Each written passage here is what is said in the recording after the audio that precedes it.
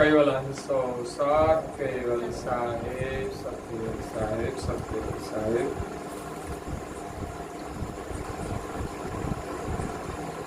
આજે પરમ ગુરુ શ્રીમતી કરુણા સાગર મહારાજની અસીમ કૃપાથી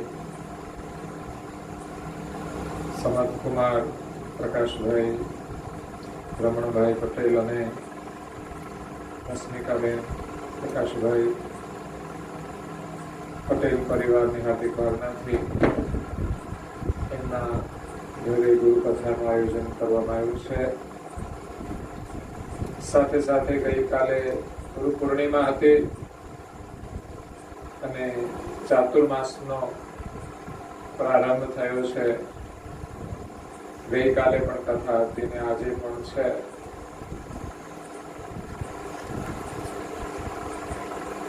આમ તો ચાતુર્માસની અંદર તો આપણે દરરોજ કથા શ્રવણ કરવાની હોય છે. પછી કથા શ્રવણ કરીએ કે ભજન કરીએ કે ધૂન કરીએ, કંઈ પણ રોજ આપણે વિશેષ પ્રવૃત્તિના માધ્યમથી પ્રભુનું સ્મરણ કરવું જોઈએ. અને ચાતુર્માસમાં કરેલું ભજન સ્મરણ વિશેષ ફળ આપનારું છે. જાણે કે આખું વર્ષ આપણે ભજન સ્મરણ કરીએ છીએ, 2 મહિના માટે કે 4 મહિના માટે આ સ્કીમ આવી છે. હવે છે ને દિવાળી પર સેલ, એમાં ચાતુર્માસમાં એક વિશેષ સેલ આપવામાં આવ્યો છે કે અત્યારે જે કરશો એનો ડબલ લાભ મળશે. એટલે ગુરુગાદીની પરંપરા અનુસાર 2 મહિના ચાતુર્માસ કથા ચાલે છે અને આપણે ત્યાં હિન્દુ સંસ્કૃતિ અનુસાર 4 મહિના સુધી ચાતુર્માસ ચાલતો હોય છે. જે ચાતુર્માસ દરમિયાન સંતો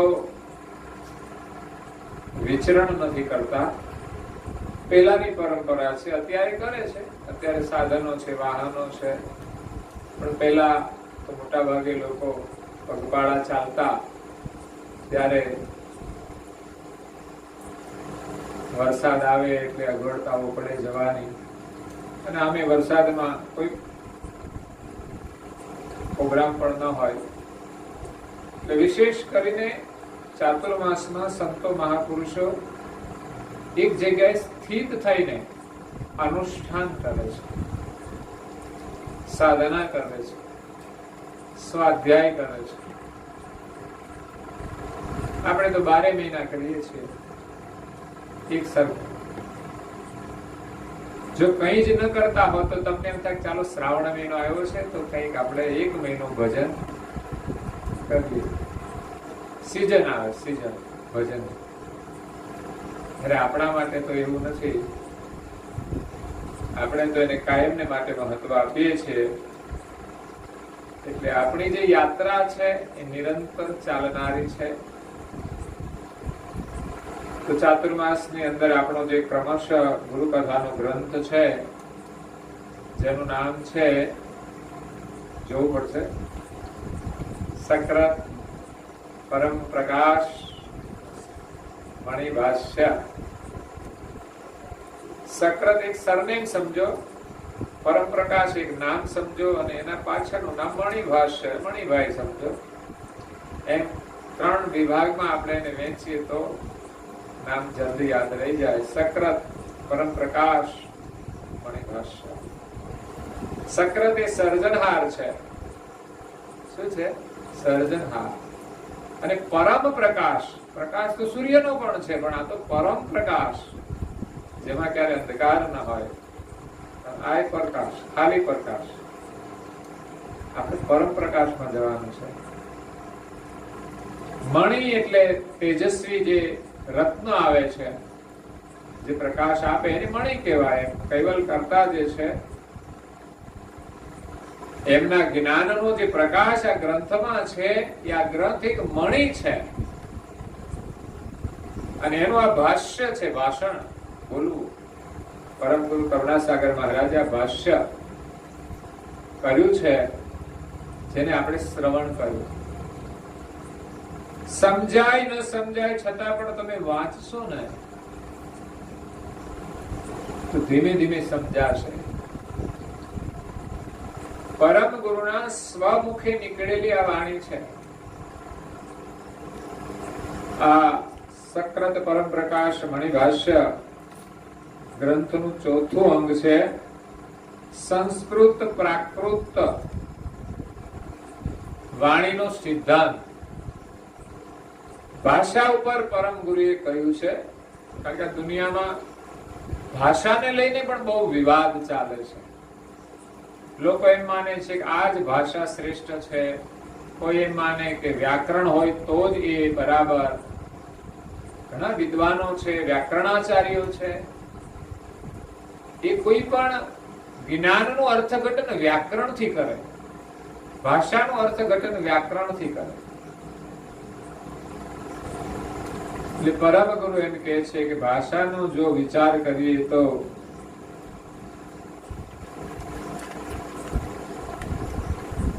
કે પદાર્થના અર્થ પક્ષે કોઈ પણ વસ્તુ આપણે સમજવા માટે આપણે વાણીનો ઉપયોગ કરીએ છીએ, તો પદાર્થનો અર્થ સમજવા માટે આ વાણી છે અને ભાષા છે.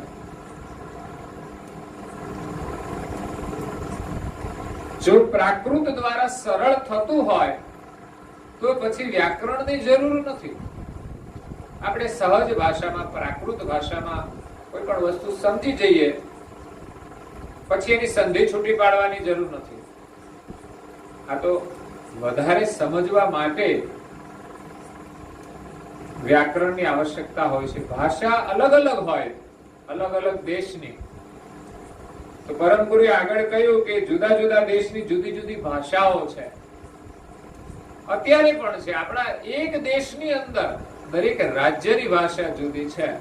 હવે આપણે મારવાડી શીખવું હોય તો વ્યાકરણનો આધાર લેવો પડે, મરાઠી શીખવું હોય તો પણ વ્યાકરણનો આધાર લેવો પડે, અંગ્રેજી શીખીએ છીએ તો પણ વ્યાકરણ શીખવું પડે છે કે આ ભૂતકાળનું ક્રિયાપદ છે કે વર્તમાનનું છે કે ભવિષ્યકાળનું, એ પ્રમાણેનો ઉપયોગ થઈ શકે ને. એ ભાષા શીખવા માટે અને સમજવા માટે વ્યાકરણ મહત્વનું છે. એટલે જે વિદ્વાન પુરુષો થયા, આચાર્યો થયા, એમણે આ ભાષાનો પ્રચાર થાય એટલા માટે વ્યાકરણ બનાવ્યું. નહીં તો શું થાય કે જે ગુજરાત હોય તો ગુજરાતના લોકો ગુજરાતમાં જ રહીને એનું જ સમજી શકે, બીજા રાજ્યની જે ભાષા અને એનું જે કંઈ નવું હોય એ સમજી ના શકે. અમેરિકામાં જે છે એને સમજવું હોય તો આપણે અંગ્રેજી ભાષા શીખવી પડે. આજે ઘણા બધા વિકસિત દેશોની ભાષા ઇંગ્લિશ છે, એટલે ઇંગ્લિશનું પ્રભુત્વ વધતું જાય છે. એમની ટેકનોલોજી આપણે સમજવી હોય તો એમની ભાષા શીખવી પડે, અને કાં તો પછી એમની ભાષાને આપણી ભાષામાં ટ્રાન્સલેટ કરવું પડે. ટ્રાન્સલેટ કરવા માટે પણ વ્યાકરણ આવશ્યક હોય છે. જો વ્યાકરણ ન હોય તો એ કામ સરળ થઈ શકતું નથી. તો અહીંયા જે ધર્મની વાતો છે એ માત્ર કોઈ એક દેશ પૂરતી નથી હોતી. પરમ ગુરુએ જ્ઞાન આપ્યું છે, આખા વિશ્વને આપ્યું છે, પણ અહીંયા તો ગુજરાતીમાં છે ને. પરમ ગુરુએ જે જ્ઞાન આપ્યું છે પ્રાકૃત છે, ગુજરાતી પણ છે અને પ્રાકૃત ભાષા છે. આપણે ત્યાં પ્રાકૃત ભાષા છે, સંસ્કૃત ભાષા છે અને વ્યાકરણ છે, જેને દેવવાણી પણ કહે છે. વ્યાકરણને યા તો સંસ્કૃતને તે લોકો એ માને છે કે જે દેવવાણી છે એ જ શ્રેષ્ઠ છે. કરુણાસાગર મહારાજ કહે છે મેં પ્રાકૃત વાણીમાં ઉપદેશ આપ્યો છે, જેમાં વ્યાકરણનો ઉપયોગ નથી વિશેષ, કારણ કે ભાઈ એક કોઈ ભાષા નથી હોતી, એની અંદર બીજી ભાષાઓના શબ્દો આવે. એટલે પ્રાકૃત એટલે મૂળ જે વસ્તુને આપણે સમજવાની છે એનો આશય લખેલો હોય એને પ્રાકૃત કહ્યું છે. પછી તો ગુજરાતી પણ કહેવાય, આને તમે અંગ્રેજીમાં ટ્રાન્સલેટ કરો તો પણ એ પ્રાકૃત કહેવાય, કારણ કે મૂળ જે પ્રાકૃત એટલે મૂળ જે વસ્તુ આપણે સમજવાની છે એનું જે વર્ણન હોય એને પ્રાકૃત કહ્યું છે. આપણે મેં બીજી કથાઓમાં પણ કહ્યું કે આપણે મૂળ વસ્તુ પાણી છે, પાણી એટલે આપણે ગુજરાતી પાણી કહીએ છીએ, પછી એની તત્વની દ્રષ્ટિએ જળ શબ્દનો પ્રયોગ થાય છે. એને આપણે ગુજરાતીમાં પાણી કહીએ છીએ, ઇંગ્લિશમાં એને વોટર કહે છે. બે વસ્તુ જુદી થાય, પણ મૂળ જે જળ છે એ વસ્તુ એક છે. એક વસ્તુને સમજવા માટે જે મૂળ વસ્તુ છે એને પ્રાકૃત કહે છે. ભાષાઓની અંદર જુદું જુદું જ્ઞાન હોય છે, પણ આપણે મૂળ વસ્તુ સમજવાની છે કે આ જગતના માલિક કોણ છે. એની સમજણ જેમાં મળે એ પ્રાકૃત ભાષા છે. પછી અંગ્રેજી હોય, ગુજરાતી હોય, હિન્દી હોય, ઉર્દુ હોય, તમિલ હોય, મરાઠી હોય, તેલુગુ હોય, બંગાળી હોય, બીજી ઘણા બધા દેશોની ભાષાઓ છે. એટલે ભાષાનું મહત્વ સમજાવતા પરમ ગુરુ કહે છે કે આ જ્ઞાનને બીજા દેશમાં પ્રવર્તાવવું હોય તો વ્યાકરણ જોઈએ. એથી વિશેષ એનું મહત્વ નથી. વ્યાકરણ માત્ર ભાષા સમજવા માટે, પરંતુ અહીંયા જે જ્ઞાન આપવામાં આવ્યું છે એ પરમ ગુરુએ પ્રાકૃતમાં આપ્યું છે કે વાણી શ્રેષ્ઠ છે. પછી લોકો સંસ્કૃત ભાષામાં કોઈ વર્ણન લખેલું હોય તો એમ માને કે ના, સંસ્કૃતમાં હોય તો જ ખરું, તો જ શ્રેષ્ઠ. અગર તો કે છે વ્યાકરણ વિના તો કે છે કે ભાષાનું મહત્વ નથી. કારણ કે આપણી ભાષા જો આમાં વ્યાકરણનું કઈ કામ ના લાગે. કોઈ સંધિ છૂટી પાડવાની નહીં કે કઈ ધાતુ બીજું ત્રીજું બધું ભણવાનું આવે છે વ્યાકરણમાં બહુ. એના અલગ અલગ અર્થ, એવું આમાં નથી આવતું. એટલે પરમ ગુરુ કહે છે કે જો તમે એમને દેવવાણી કહેતા હોય વ્યાકરણને, તો જે દેવો બોલે છે એ પણ પ્રાકૃતને લઈને જ બોલે છે. મૂળ કોઈ વસ્તુ છે એને ધ્યાનમાં રાખીને જ બોલતા હોય છે. એટલે પ્રાકૃત એ સર્વ દેશનું મૂળ ભાષા છે. જ્યારે બીજી બધી જે વાણી છે, ગુજરાતી, અંગ્રેજી, એ બધી ભાષાઓ અલગ અલગ છે. પરમ ગુરુનો કહેવાનો પ્રાકૃતનો અર્થ કે દરેક ભાષામાં જુદું જુદું બોલાય છે, પણ વસ્તુરૂપી જે મુદ્દો એક છે એનું જે વર્ણન છે એ પ્રાકૃત છે. અહીંયા પરમ ગુરુએ જે વર્ણન કર્યું છે એમાં કોઈ ભાષાને મહત્વ નથી આપ્યું, પણ એની અંદર જે સમજણ છે એ મહત્વની છે. આપણે ધર્મના જ્ઞાન દ્વારા આ જગતના માલિકને સમજવાના છે, એની ઓળખ કરાવવાની છે. તો કરુણાસાગર મહારાજ અહીંયા આપણને આ ભાષા દ્વારા એ જ્ઞાન આપે છે કે આ આપણા માલિક છે. તો પરમ ગુરુ કહે છે કે જે વાણીએ પદાર્થનો અર્થ સમજવો છે, તો એ પદાર્થનો અર્થ સમજ પક્ષે જે પ્રાકૃત છે એનાથી વ્યાકરણનું શું અધિક મહત્વ છે? કઈ જ નહીં. પ્રાકૃત એ મૂળ વસ્તુને આપણે ઓળખાવે છે, પછી એને સમજવા માટે વ્યાકરણનું વિશેષ કોઈ મહત્વ નથી. આપણે તો માત્ર કોઈ વસ્તુના અર્થોને સમજવો છે. એ અર્થ આપણને સરળતાથી સમજાઈ જાય તો પછી કઈ વ્યાકરણનો અભ્યાસ કરવાની જરૂર. આપણે અહીંયા વગર વ્યાકરણ એ બધા નથી વહીવટ કરતા, કરે છે. એવું થોડું છે કે વ્યાકરણ ભણવું જ પડે. આપણે તો આપણી ભાષાથી આપણું જે કામ છે એ થાય છે. હવે ભેંસો ધોવાની હોય, વાસીદું કરવાનું હોય, એમાં ક્યાં વ્યાકરણની જરૂર પડે? ખેતરમાં જવાનું હોય, મસાલો ખાવાનો હોય, એમાં ક્યાં વ્યાકરણની કઈ જરૂર પડે છે?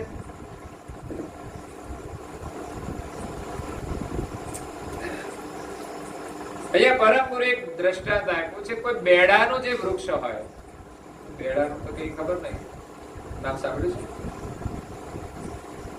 આ બધા જંગલી બધા વૃક્ષો હોય, એની અંદર અલગ અલગ જાતના વૃક્ષો હોય. તો બેડાના વૃક્ષની આદલે મતલબ કે જે ઝાડ બહુ કામનું ન હોય એની વાત છે. એ વૃક્ષ હોય તો એ વૃક્ષની અશુદ્ધ વૃક્ષ જે કહેવાય, શુદ્ધ નહીં, મતલબ પવિત્ર નહીં, જેનો કઈ ખાસ ઉપયોગ ન હોય, ધર્મ કાર્યમાં જેનો ઉપયોગ ન થતો હોય, કે લોકોના કઈ કામમાં કદાચ નહીં આવતું હોય, કદાચ પક્ષીઓને કઈ એના ફળ કામમાં નહીં આવતા હોય, તો એવું અશુદ્ધ વૃક્ષ, એની એક શાખા એટલે ડાળી, એ ડાળીની જે ટોચ હોય એની એંધાણીએ આપણને એમ કહેવામાં જો પેલા પણ એ ચંદ્રમા છે. આકાશમાં ચંદ્રમા જો હોય તો નાના બાળકને દેખાડો હોય તો બાળક તો અહીં નીચે નીચે જ બધું જોવે. ક્યાં છે બેટા ચંદ્રમા? તો અહીં નીચે નીચે જોવે. પછી આપણે કોઈ એક માધ્યમ લેવું પડે. જો પેલું ઝાડ છે એની જે ટોચ છે એના ઉપર ચંદ્રમા છે. આપણે કામ શાનું હતું? ચંદ્રમાને જોવા. પણ માધ્યમ એ બહેડાનું વૃક્ષ હતું. હવે એ વૃક્ષ દ્વારા ચંદ્રમાને જોવાનું કામ હતું, અને કદાચ એ ચંદ્રમાને જોવા માટે કોઈ બીજી જગ્યાએ ઊભા હોય અને આગળ ચંદનનું ઝાડ હોય, કે અહીંયા લખ્યું સરુતરુ, આ ઉત્તમ વૃક્ષ હોય, એના માધ્યમથી આપણે કોઈને ચંદ્રમાના દર્શન કરાવીએ. તો એવું થોડું છે કે ચંદનના ઝાડથી આપણે જે દર્શન કરાવીએ શ્રેષ્ઠ કહેવાય, અને પેલા બેડાના વૃક્ષ દ્વારા કરાવીએ એ અશુદ્ધ કહેવાય. અગર તો એનાથી ન દેખાય એવું તો નથી બનતું. બેડાનું વૃક્ષ હોય કે ચંદનનું હોય, આપણે કામ શું છે? ચંદ્રના દર્શન કરવા છે. પછી ચાયણી રાખીને કરીએ તોય ભલે, અને સીધા કરીએ તોય ભલે.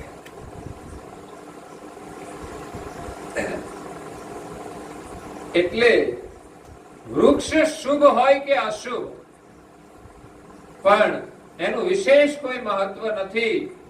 એમ વ્યાકરણને તમે શ્રેષ્ઠ કહો છો અને પ્રાકૃતને તમે અશુદ્ધ કહો. તો પરમ ગુરુ કહે છે કે તમને ભાષાનું જ્ઞાન નથી, તમે શબ્દના સિદ્ધાંતને નથી જાણતા. ખાલી ભાષાને મહત્વ આપો છો કે આ ભાષા શ્રેષ્ઠ. આપણે જે સંસ્કૃત ભાષાનું મહત્વ છે, આપણા દરેક ધર્મગુરુઓ કહે છે કે ભાઈ આપણા શાસ્ત્રો છે સંસ્કૃતમાં રચાયેલા છે, પણ હવે એ સંસ્કૃતમાંથી બધી ભાષાઓમાં બધા બનેલા છે, બધા જ જોવા મળે છે. એનો મતલબ એવો નથી કે જે બીજી ભાષામાં બન્યા એનું મહત્વ ઓછું છે. સંસ્કૃત એ સંસ્કારિક ભાષા હતી, અને એમ કહેવામાં આવે છે કે પેલા બધી ભાષાઓ નહોતી. જ્યારે ઋષિ મુનિ હતા, સતયુગ હશે ત્યારે એક સંસ્કૃત ભાષા જ હશે. સમય જતા જેમ જેમ વિકાસ થયો અને અલગ અલગ દેશો થયા, અલગ અલગ સંસ્કૃતિ થઈ, અલગ અલગ સભ્યતાઓ થઈ, એમાં અલગ અલગ ભાષાઓ થઈ. આપણે જોઈએ તો ભાષા કેટલી ભાષાઓ છે. એક જ ભાષા હોય તો કઈ માથાકૂટ જ ના રહે. વિદેશમાં એને સારું છે, બધાને લ્યો આખા દેશની એક ભાષા. પણ અત્યારે જો તો આમ એક ભાષા, પણ ત્યાં રહેતા હોય બધા દેશના લોકો એટલે બોલે બધા જુદી જુદી ભાષા, પણ પ્રાથમિકતા એક ભાષાને છે. પણ જુદા જુદા દેશની જુદી જુદી ભાષા હોય તો જુદા દેશમાં જવું હોય, વિદેશીઓ અહીંયા આવે છે, એ ગોથા ખાતા હોય છે. અંગ્રેજી આવડે એટલે શું કરે? હાય હેલો જ કરે, બીજું કઈ આવડે નહીં. એટલે એને ક્યાંક ઇંગ્લિશમાં લખેલું હોય તો મજા આવી જાય સમજવાની, એટલે વ્યવસ્થા હોય. બાકી કોઈની સાથે વાત કરે, આપણા જેવા ફરવા ગયા હોય, શું વાત કરે? એટલે એને એની સંસ્કૃતિ જાણવી હોય તો એ ભાષા મહત્વની છે. એટલે બધા જ દેશની અંદર જુદી જુદી ભાષાઓ છે, જુદી જુદી સંસ્કૃતિ છે. દરેકના રિવાજો, રહેણીકેણી, ભાષા, એની અંદર કેટલી બધી વિવિધતાઓ છે. ભારત એક દેશ છે, પણ તમે મહારાષ્ટ્રની અંદર જાઓ તો બધું જુદું, એમપીમાં જાઓ તો બધું જુદું, રાજસ્થાનમાં જાઓ તો આખું નવો જ દેશ લાગે. એટલે પરમ ગુરુનો કહેવાનો મતલબ છે કે જે લોકો માત્ર ભાષાને મહત્વ આપે છે એ શબ્દના સિદ્ધાંતને જાણતા નથી. એ માત્ર એક ભાષાને મહત્વ આપે છે અને પોતાનું કેવું જ વિશેષ માને છે. એ લોકો કેવા છે કે પોપટ જેવા છે. જેમ પોપટ એક શબ્દ સાધ્ય કરી લે, આપણે બોલીએ ને તો પોપટ વારંવાર સાંભળે તો પછી એ પણ બોલતો હોય છે, પણ બહુ આખી વાક્ય રચના ના બોલે, પણ ટૂંકા શબ્દો બોલે. એમ તમારું જ્ઞાન કે છે પોપટના જેવું છે. પોપટ રામ બોલે ખરો, પણ રામના ભાવને કે અર્થને સમજે એમ અહીંયા વિદ્વાનો વ્યાકરણને મહત્વ આપે, કોઈ ભાષાને મહત્વ આપે, પણ મૂળ આશય જે સમજવાનો છે એ ન સમજે તો પછી એ વ્યાકરણ શું કામનું કે ભાષા શું કામનું. પરમ ગુરુ કહે છે તમે નિજ કર્તાના અનુભવના સિદ્ધાંતને કેવી રીતે સમજી શકશો? આવી માન્યતા હશે તો આ પણ નડશે. હા, એ જ ભાષાઓની અંદર બીજા બધા શાસ્ત્રો પણ બનાવેલા છે, એની અંદર પણ બધું વર્ણન કરેલું છે. એ જ્ઞાન એને મળે છે. આ વ્યર્થ છે એવું કહેવાનું નથી પરમ ગુરુનું, કે જે ધર્મશાસ્ત્રો ઉર્દુમાં હોય, ફારસીમાં હોય કે સંસ્કૃતમાં હોય, એ બધા કામના તો છે જ, પણ કોઈ એમ કે ના ઉર્દુમાં હોય તો જ ખરું. આપણે ત્યાં મુસ્લિમ જે છે એમના શાસ્ત્રો બધા ઉર્દુમાં હોય, એ માને કે ઉર્દુ છે એ જ ખરી ભાષા છે. પછી તો ટ્રાન્સલેટ ભાષા હોય એને બહુ સ્વીકારે નહીં, પણ મૂળ જે રચના છે એ ઉર્દુમાં હોય તો ઉર્દુને મહત્વ આપે. એટલે પરમ ગુરુ કહે છે કે અમારું બોલવું એ તો સર્વ સિદ્ધાંત સાથેનું છે. તમે કેવી રીતે સમજી શકશો? તમે તો એક જ વસ્તુને પકડી રાખો છો કે આ જ ખરું, અને એક પકડ હોય માણસ બધી વસ્તુને સમજી ના શકે. ઘરમાં પણ તમે જો એક પકડ લઈને જીવતા હોય, પકડ એટલે પેલા ઘરમાં પકડ હોય છે રાખવાનો, અને એવા ઘણા મોટા પકડ હોય. એ પકડ માત્ર પકડવાનું જ કામ કરે અને બીજું કઈ ખબર ના હોય. સંસારમાં ઘણી બધી આપણી પકડો છે, એને આપણે છોડવાની છે. એમાં ભાષાની પકડ હોય, આજે છે પણ ખરી. કરુણાસાગર મહારાજનો સિદ્ધાંત સર્વોપરી છે, પણ દુનિયાના ધર્મગુરુઓ સમજી કેમ નથી શકતા? કારણ કે બધી પકડમાં બંધાયેલા છે. ભાષાઓના પકડમાં પણ છે અને અમુક પ્રકારની સમજણના પકડમાં પણ છે. પરમ ગુરુ કહે છે અમારું બોલવું તે સિદ્ધાંત અને વ્યાકરણનું નિજ બીજ કારણ છે. વ્યાકરણ સિદ્ધાંત, કોઈ પણ ભાષા વાણી હોય એમાં એક સિદ્ધાંતનું મહત્વ છે. ધર્મ તો અનેક છે, પણ માલિકને જો આપણે સમજવા હોય તો સિદ્ધાંત દ્વારા સમજી શકાય. સિદ્ધાંત વિના સત્ય વસ્તુ ઓળખાતી નથી. વિજ્ઞાનની જેટલી પ્રક્રિયા થાય છે એ બધી સિદ્ધાંત આધારિત હોય છે. પાણી આપણે નાખીએ તો નીચે જ પડે છે, ઉપર કેમ નથી જતું? એ સિદ્ધાંત કામ કરે છે. એમ પરમ ગુરુએ જે જ્ઞાન આપ્યું છે કે આપણા માલિક કોણ છે, એમનો એને સિદ્ધાંત આપ્યો છે. અને વ્યાકરણ જે છે એ પણ મૂળ પ્રાકૃત ભાષામાંથી જ બનેલું છે. એનું બીજ છે પરમ ગુરુની વાણી, એ મૂળ વાણી છે. પરમ ગુરુ કહે છે કે અમારા બોલવામાં તો ન્યાય સહિત નિજ કર્તાનું વર્ણન છે.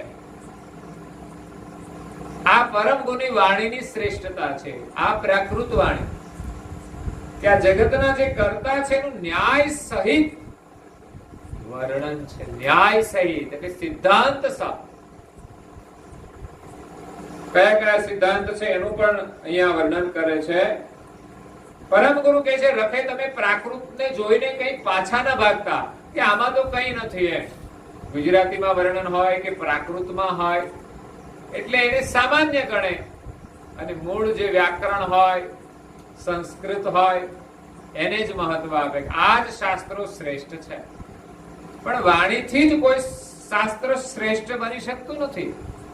એ વાણીની અંદરનો સિદ્ધાંત અને સમજણ કેવી છે એ મહત્વનું છે. એક બાજુ વેદ છે, એક બાજુ કુરાન છે, એક બાજુ બાઇબલ છે. આ દુનિયાના અલગ અલગ દેશના અલગ અલગ ધર્મ ગ્રંથો છે, પણ એમાં વેદો શ્રેષ્ઠ કેવી રીતે સાબિત થાય? એ સિદ્ધાંતથી સાબિત થાય છે.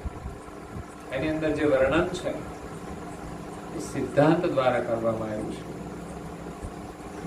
એટલે નિજ કર્તાના ઘરનું જે ઠેકાણું છે એ તમને બીજી કોઈ જગ્યાએ જડશે. આ ધર્મ ગ્રંથો છે, એમાં જ્ઞાન પણ છે, પણ કોઈ ગ્રંથોની અંદર નિજ કર્તાનું સ્થાપન નથી. તો જે તમારી વાણી સર્વ વાણીઓમાં સિદ્ધાંત તો જોઈ લીધા, બધાની વાણી અલગ અલગ છે, પણ એના સિદ્ધાંત જોયા, એમાં એક પણ સિદ્ધાંત નિજ કર્તાને અંગીકૃત થતું.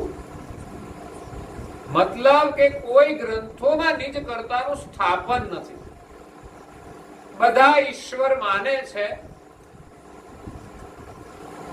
મુસ્લિમો એમ કહે છે એક અલ્લાહ છે, એટલે માલિક તો એક જ છે, સર્જનહાર એક જ છે. તો હિન્દુ કે ઈશ્વર એક છે, તો ક્રિશ્ચિયન કે ગોડ એક છે. ગોડનો અર્થ પણ ભગવાન થાય છે. અલ્લાહ એ પણ એમ પરમેશ્વર મનાય છે.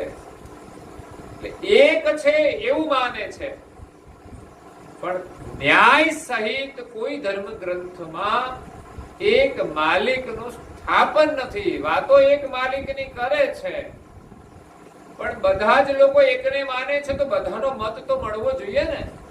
અલગ અલગ સંપ્રદાય બધા એક જ માલિકને માનતા હોય, અને બધાની એક જ પૃથ્વી હોય ને એક જ સૂર્ય અને ચંદ્ર હોય, તો બધાનો એક મત થવો જોઈએ, પણ થતો એક ઘરમાં પણ બધાના એક મત થતા આ જ વિવાદ છે મોટો. ખરેખર માણસની અંદર જો સાચી સમજણ હોય તો એક ઘરમાં બે મત હોય. બે માણસના પણ બે મત ન હોવા જોઈએ. આવી સમજણ આપણામાં હોવી જોઈએ. દરેક વ્યક્તિની અંદર એક પરિવારની સાચી પરિભાષા સમજવામાં આવે તો કોઈ દિવસ મતભેદ ન થાય, વિવાદ ન થાય. આ તો કે હું કહું એ જ સાચું. આ પકડ છે બધી. સાચી વસ્તુ છે તે આપણી એ સમજવાની છે. સાચી વસ્તુ તો એક જ છે. જો એ જ વસ્તુને આપણે સમજીએ ને સ્વીકારીએ તો કોઈ પ્રશ્ન નથી. પરમ ગુરુ આપણે સત્ય વસ્તુ સમજાવવા આવ્યા છે. દુનિયામાં લોકોએ જુદી જુદી વસ્તુઓ પકડી છે અને એમ માને છે કે અમે કહીએ છીએ તે જ સાચું. ઇસ્લામ માને છે કે ભાઈ અલ્લાહ એક જ છે અને એમણે જ આ સૃષ્ટિ બનાવી છે. એટલે એનો અંદરનો આશય એવો પણ ખરો કે બધા તમે અલ્લાહને માનો. પણ આપણે એમ કહીએ છીએ કે જેમણે સૃષ્ટિ બનાવી છે તે એક છે, એમને આપણે બધા માની. હિન્દુના જે દેવ છે એને માને છે કે એમના દ્વારા સૃષ્ટિ બનેલી છે. કરુણાસાગર બાપજી કહે છે કે કોઈ વાણીની અંદર નિજ કર્તાનું ન્યાય સહિત વર્ણન કરવામાં આવ્યું નથી. પણ શું વર્ણન કર્યું છે કે નિજ કર્તાના જે કર્તના પદાર્થ એ સર્વ વાણીઓને વિશે સાધ્યા છે. કર્તા માલિકે જે જગત બનાવ્યું છે એ જગતની જે રચના છે, એના જે પદાર્થો છે એનું જ વર્ણન કર્યું છે ને એને જ તમે સિદ્ધ કર્યા છે. કર્તાએ જે બનાવેલું છે જગત, એનું એક મૂળ બનાવ્યું છે, બીજ બનાવ્યું છે, એમાંથી સ્ફુરાયમાન થયું. એટલે લોકો બધા બીજને જાણતા હોય કે બીજ જ કારણરૂપ છે, પણ આ બીજનો બનાવનાર કોણ છે એ એને ખબર નથી. વિવાદ ત્યાં ઉભો થાય છે કે બીજથી આગળ બીજને જે બનાવનાર છે એને જાણતા. એટલે નિજ કર્તાનો નિશ્ચય કરીને વાણીમાં વર્ણવ્યા નથી. જે સગુણનું વર્ણન કર્યું છે એ કર્તાનું બનાવેલું જગત છે, એનું કર્ત છે, અને નિર્ગુણ આ જગતની અંદર જેટલા ધર્મ છે ને બધાની અંદર બે જ વસ્તુનું વર્ણન છે, એક સગુણ અને બીજું નિર્ગુણ. નિર્ગુણ એટલે નિરાકાર. લોકો એમ માને છે કે ભગવાન તો નિરાકાર છે, અને કોઈ માને છે કે ભગવાન અવતાર લે છે એટલે સગુણ એનું સાકાર સ્વરૂપ પણ છે. એટલે બહુધા લોકો સાકાર સ્વરૂપને માને છે અને ત્યાં સુધીની જ એની સમજણ હોય છે. આપણે બધા દેવળોમાં જઈએ, વ્રત કરીએ, દર્શન કરીએ, એનું સગુણ સ્વરૂપ વંદન કરીને આવતા રહીએ. એનું નિરાકાર સ્વરૂપ કેવું છે તો આપણને કઈ ખબર. એ તો એટલા માટે તો આપણે ધ્યાનમાં બેસવાનું છે. ધ્યાનમાં બેસીને નિરાકાર સ્વરૂપનો અનુભવ કરવાનો છે. પણ ધ્યાનમાં કોણ બેસે? એવું ના ફાવે. પાણીના લોટા લઈ રેડવાનું હોય ફાવે. એ સીધું સરળ. લાલ કપડા પહેરીને કરવાનું હોય તો અમને ફાવે. એમાં ખબર પડે કે આ પહેરીને કરવાનું વ્રત, એટલે આ વ્રત કેવાય. થોડી ઉપવાસની ખબર પડે. આ બધાનો ફાયદો આપણા શરીરને છે. ઉપવાસ કરો, શરીરને ફાયદો થાય, થોડો મનને ફાયદો થાય, પણ એનાથી આપણા માલિકની પ્રાપ્તિ થતી નથી. પણ બધા વ્રતો જરૂરી ખરા આપણા મનને વાળવા માટે, મનને સ્થિર કરવા માટે. આ બધા વ્રતો આવશ્યક છે. એટલે પરમ ગુરુ કહે છે કે જે નિર્ગુણનું વર્ણન કર્યું, જે નિરાકાર, એ અકર્તા છે, એ પણ આ જગતના કરતા નથી. બહુધા લોકો માને છે કે નિરાકાર એટલે પ્રકાશ, બ્રહ્મ, એમાંથી આ જગત બન્યું છે, એ જ પરમેશ્વર. અને જે ઇસ્લામ ધર્મ માને છે એમ કે છે અલ્લાહ. તો અલ્લાહ કોણ છે? આનો ન્યાય પરમ ગુરુએ કર્યો. હજુ એ બંને ધર્મ, હિન્દુ કે મુસ્લિમ, એ બે એક મુદ્દાને સમજતા નથી કે હિન્દુ જેને બ્રહ્મ કહે છે, મુસ્લિમ એને અલ્લાહ કહે છે.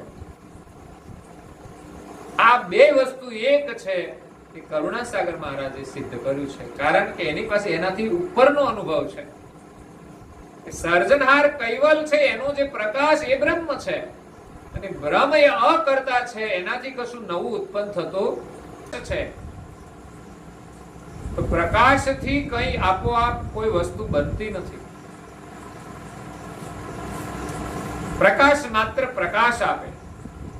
સમશક્તિ છે કર્તાની. કર્તા માલિકનો પ્રકાશ આપણા સુધી આવે એટલે એની શક્તિ તો ખરી, પણ સમશક્તિ. એ શક્તિ પોતાની મેળે કશું ન કરી શકે. એની અંદર પાવર હોય, પણ આપણા જેવા કોઈ કંઈક પ્રયોગ કરે એમાંથી તો નવું થાય. સોલાર મૂકો તો પાવર આવે, બીજું સોલાર મૂકો તો પાણી ગરમ કરે. આ સૂર્યમાં તો કેટલી બધી શક્તિઓ છે. વિજ્ઞાન એનું સંશોધન કરી અને ઉપયોગ કરે છે, પણ એ સમશક્તિ છે. પ્રકાશની શક્તિ સમ છે. મૂળ સ્ત્રોત સૂર્યનો છે. એટલે લોકો સૂર્યને નથી જાણતા, પણ માને છે કે જે કઈ શક્તિ છે આ પ્રકાશમાં જ છે. એટલે એક બ્રહ્મ છે, એ અકર્તા છે, એ પણ આ જગતના કરતા નથી. તો જેની અંદર નિજ કર્તાનું કોઈ વર્ણન નથી, એ પ્રકારે તમે કે છે જે કઈ ભજન સ્મરણ કરો, માનો કે જે શાસ્ત્રમાં માલિકનું સ્થાપન નથી અને જે વર્ણન કર્યું છે એ કઈ પણ રચનાનું કર્યું, કોઈ દેવોનું કર્યું, એનું તમે ભજન કરો તો એ માલિકને અંગીકૃત થતો નથી.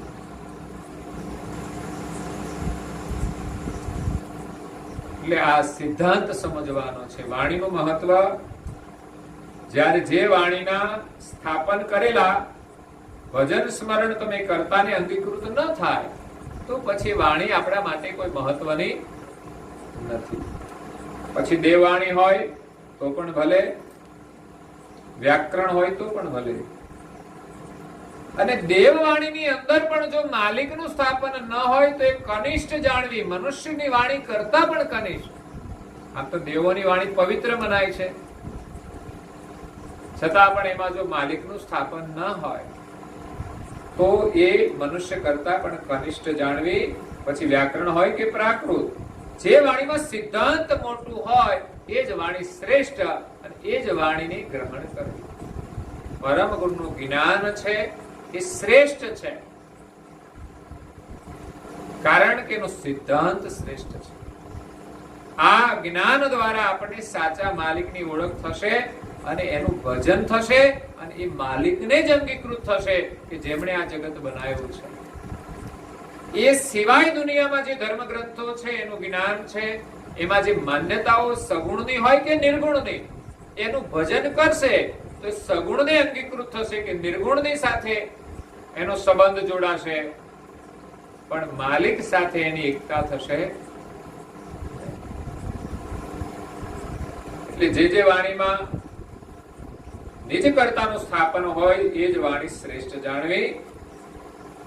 પરમ ગુરુ કહે છે કે મારું જ્ઞાન એ દરેક દેશની અંદર પ્રવર્તમાન થાય એટલા માટે વ્યાકરણ સ એ પંચમ સ્વસમ વેદ બોલ્યા છે.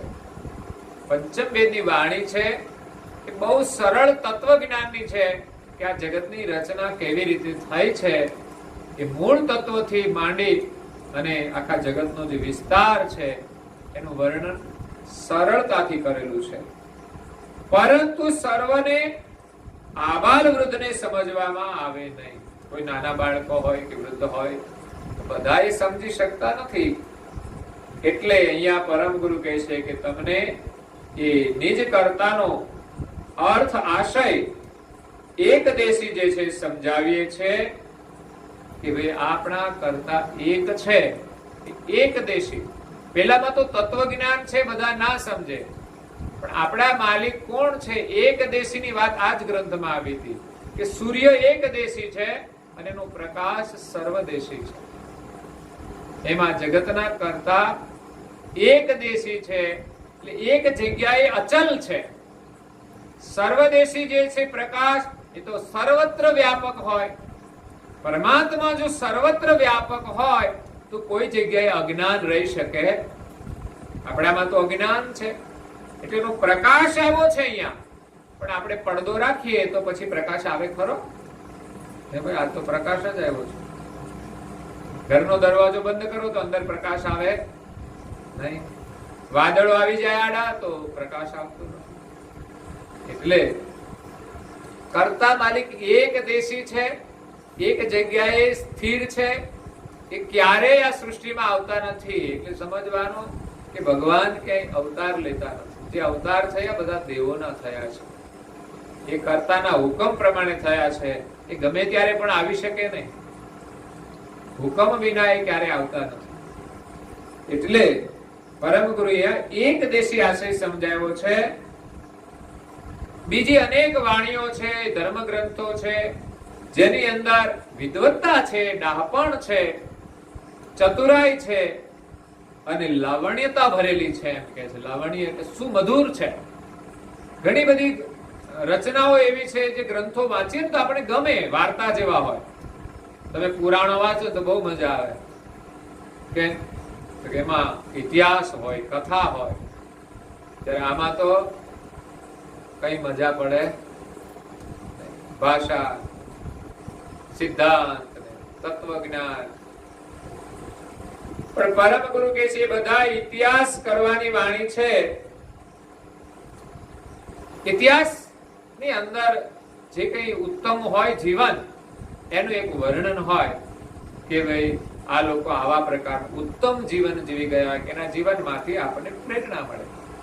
પણ કોઈના ઇતિહાસને જાણવાથી આપણા માલિકની આપણને પ્રાપ્તિ થતી નથી, કે એની સમજણ મળતી નથી. એમાં એમ કહેવામાં આવે કે ભાઈ આ લોકો તો ભગવાનનું ભજન કરતા હતા, પણ ભગવાન કોણ એ ખબર ના પડે. એના ઈષ્ટ કોણ? એટલે લાવણ્યતા ભરેલી વાણીઓ છે આ જગતમાં, પરંતુ તે સર્વ ઇતિહાસ કરવાની નિજ કર્તાને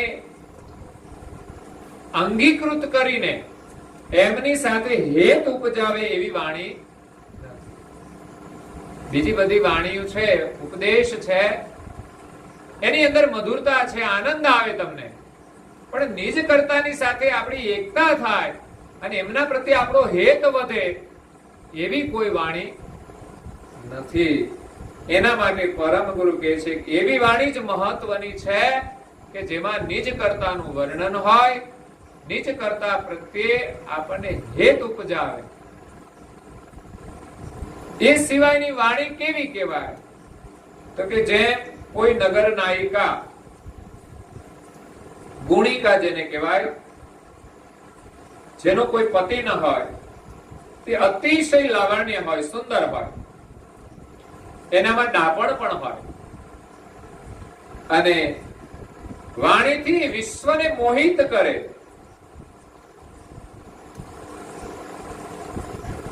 પરંતુ એ પતિવ્રતાની સરખામણીમાં આવી શકે નહીં. પતિવ્રતા સ્ત્રી ભલે સુંદર ન દેખાય, એમના કપડા પણ સુંદર ન હોય, એમની વાણીમાં પણ એટલું બધું લાવણ્ય ન હોય, પણ એ પતિવ્રત ધર્મ પાળે છે એટલે એ સ્ત્રી મહાન છે. અને પેલી સુંદરી હોય, એ બજારે નીકળે તો બધા જોવે એમના સામે, અગર તો જોવા માટે જાય પણ એનું કોઈ મહત્વ નથી. સુંદરતા છે, વાણી સુંદર છે, દેખાય છે સુંદર, લોકો જોવે પણ છે, પણ કોઈ ઘરે લઈ જતું કેમ? એમાં શું વાંધો ભાઈ? ના, એને કોઈ રાખે. પતિવ્રતા સ્ત્રી છે, પતિ સાથે સંબંધ રાખનારી, પતિવ્રત ધર્મનું પાલન કરનારી, જેને પતિ પ્રત્યે હેત હોય છે, તો એ સ્ત્રીનું જ મહત્વ છે. જે પતિવ્રત ધર્મ પાળે એનું મહત્વ છે. જ્યારે પેલી સ્ત્રીને જો કોઈ પતિ ધર્મ હોતો નથી, એ સુંદર વાણીથી બધાને મોહિત કરે, એમ આ જગતમાં કર્તાના સ્થાપન વગરની વાણી લોકોને ખુશ તો કરે જ છે, મોટી મોટી સભાઓ ભરાય છે, પણ એનું મૂલ્ય કેટલું? તો કે ગુણિકાના જેટલું. જો માલિકનું વર્ણન ન હોય તો હાસ્ય પણ હોય, સુંદર પણ હોય, રોચક પણ હોય, પણ આપણા માટે એ વિશેષ કોઈ મહત્વનું નથી.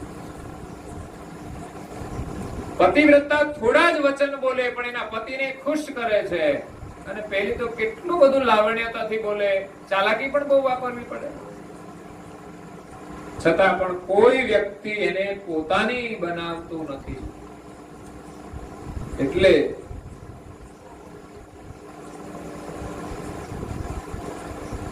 આ જે વાણીનો ભેદ છે પરમ ગુરુએ સમજાયો બે સ્ત્રીઓનું દ્રષ્ટાંત આપીને, કે જેમાં કર્તા પદનું જ્ઞાન છે, વાણી છે, એ જ આપણા માટે શ્રેષ્ઠ છે. એટલે આ ચાતુર્માસમાં તો આપણે કોઈ પણ એક ગ્રંથને રોજે વાંચવાનો નિયમ લઈએ. આ ગ્રંથ તો આપણે કરીએ છીએ, એ સિવાય પણ ક્રમશઃ આ જ ગ્રંથ આગળ વાંચો, યા તો એકવાર વંચાઈ જશે તો તમારા માટે ફરી આવશે તો તમને કંઈક મજા આવશે. આગળ કંઈક સારું સારું આવ્યું છે તો એમ થાય કે આમાં કંઈક સારું આવશે. એટલે ચાતુર્માસનું મહત્વ છે. તો ચાતુર્માસમાં આપણે ગ્રંથનો અભ્યાસ કરવો જોઈએ. તમને તો સમય મળતો હશે કદાચ, કે નહીં મળતો? બિલકુલ. કારણ કે ગાયો ભેંસો બધું રાખવાનું, વાસીદું કરવાનું, વહેલા ઉઠવાનું, એટલે સમય મળે. એટલે મંદિરે આવવાનો તો સમય કાઢવાનો, ઘરે પરમ ગુરુની પૂજા ઉપાસના થોડી કરવાની, એનો સમય કાઢવાનો, એક અમર મંત્રની માળા ઓછામાં ઓછી એટલો સમય કાઢવાનો, તિલક કરવાનો. પણ એથી વિશેષ સમય મળે તો મોબાઈલ આપણો સમય ન બગાડે કે પડોશમાં ક્યાંય વાતો કરવામાં સમય ન બગાડીએ તો થોડો સમય મળી શકે તો.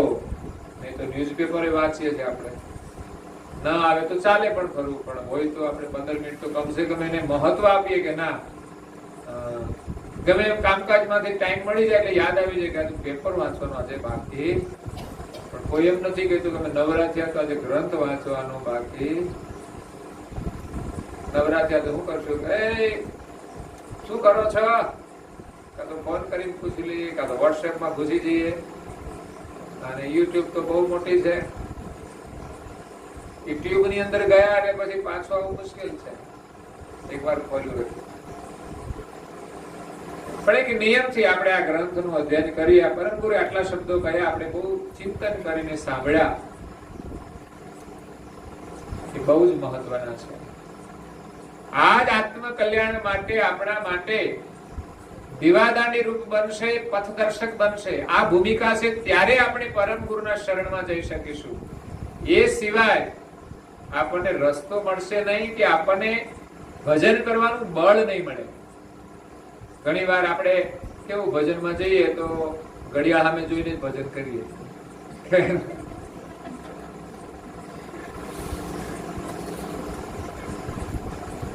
આપણે અહીંયા નોકરી કરવા આવ્યા છે, થોડા કઈ ભજન કરવા આવ્યા છે.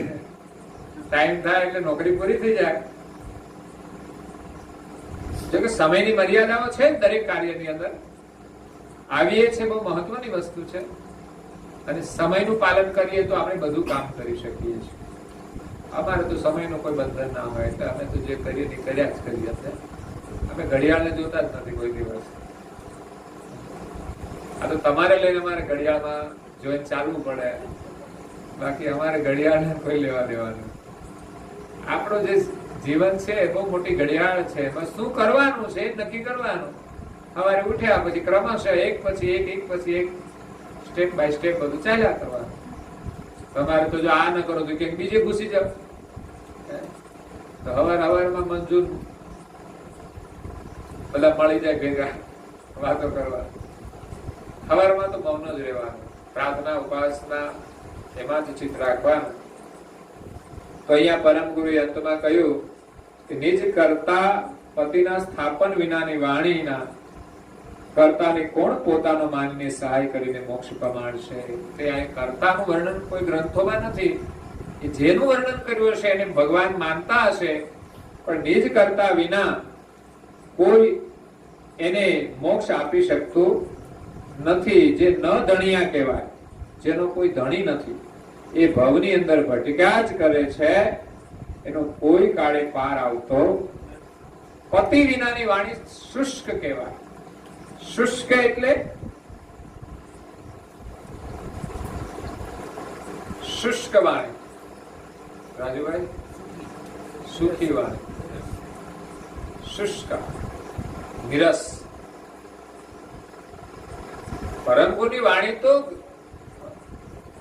સત્વવાળી છે કે જેમાં એક એક શબ્દે કર્તાનું અનુસંધાન છે. આ તો જ્યાં સુધી સમજાય નહીં ત્યાં સુધી કઈ ખબર ના પડે. બાકી એક એક શબ્દ અને એક એક વાક્ય કર્તાને અનુલક્ષીને જ બોલેલા છે. એનાથી એક પણ શબ્દ વધારાનો બોલ્યા નહીં. તો પરમ ગુરુ કેટલાય ગ્રંથોની રચના કરી દે. માત્ર 10,000 ચોપાઈની અંદર બધું વર્ણન કરી દીધું. અને વેદોની અંદર તો લાખો શ્લોકો છે. ક્યારે સમય મળે તમે વિચાર કરો. તમને એમ કહેવામાં આવે કે વેદનું એકવાર આપણે અધ્યયન કરવું જોઈએ તો 1,00,000 શ્લોક છે. એ સિવાય બીજા પુરાણો કેટલા છે, ત્યારે અધ્યયન થાય. પહેલાના ઋષિમુનિઓ ગૃહસ્થાશ્રમમાં રહીને અભ્યાસ કરતા. આ ફરજ છે આપણી. સંસારમાં રહીએ તો પણ વધારાનું જો બધું છોડીએ ને તો સમય મળે, નહીં તો મળે. આજે આટલાને સમય મળ્યો, બાકીને બધાને કેટલું કામ હશે એટલે સમય ના મળે. બાકી તો ગુરુ કથા હોય, ગમે ત્યાં હોય, આપણે કામ આવી જાય ક્યારેક વાર, ના આવે એવું નહીં. સિવાય તો આપણે જો સંકલ્પ કરીએ ને તો સમય મળી જાય.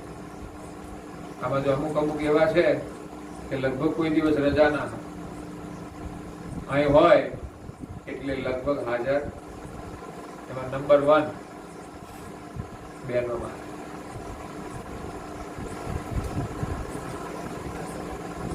સૌથી વધુ હાજરી. અને વ્રત કરવામાં પણ નંબર 1. હમણાં આવ્યો શ્રાવણ મહિનો એટલે તમારે જુઓ, એક તો 1.5 કિલો વજન છે અને એમાં ઉપવાસ કરશે તો 1.5 કિલો થઈ જશે. એટલે પરમ ગુરુ કહે છે કે જે વાણીમાં કર્તાનું સ્થાપન ન હોય શુષ્ક જ્ઞાન કહેવાય. અને એવા અકર્તાના વચન સાંભળીને તમે વિશ્વાસે ખોટી ન થશો. આ યાદ રાખજો કે જેમાં માલિકનું વર્ણન નથી એમાં ક્યાંય ખોટી નહીં થવાનું, વિશ્વાસ રાખીને. પરમ ગુરુના જ્ઞાન સિવાય ક્યાંય કર્તા પદનું સ્થાપન નથી એટલે આજુબાજુ ક્યાંય દુનિયામાં તમે બહુ વિશ્વાસ રાખીને ખોટી ના થશો. દેવળ દેરા ફરે ફટારા ખોટી થઈને કદવા અબ કે કહું નર નિપટ નઠારા ભાવ વિના જે બદવા. એમાં સાચો ભાવ ના કહેવાય. આ પેલી નગર નાયિકાની જેવું થયું કે બધાની સાથે દોડ્યા કરે, બધાની સાથે સ્નેહ રાખે, પણ એની અંદર એક પતિનો ભાવ નહીં રહે. એટલે